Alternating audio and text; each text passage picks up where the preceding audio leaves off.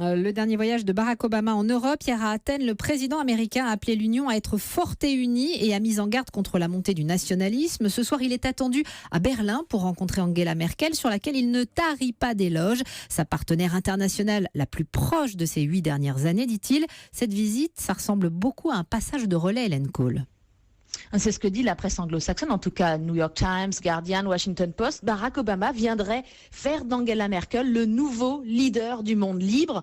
Et effectivement, à Berlin, on sent beaucoup d'émotions autour de cette visite. Alors d'abord, officiellement, Obama a déjà fait sa tournée d'adieu en Allemagne. C'était en mai dernier. Voilà pour le protocole. Mais il a tenu à revenir dans un cadre plus personnel.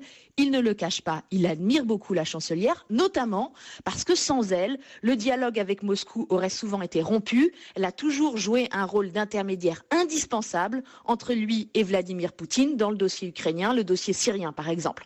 Alors côté allemand, moins d'emphase. Merkel est une personnalité plus discrète. Mais quand on regarde le programme de cette ultime rencontre, on voit bien que Obama a un statut à part à ses yeux. Elle n'a jamais fait ça avec personne. Vraiment passer 24 heures avec lui, partager 3 repas et à part une seule conférence de presse, ils n'ont aucune obligation publique. L'idée, c'est de profiter l'un de l'autre, sans interprète même, puisqu'Angela Merkel parle très bien anglais.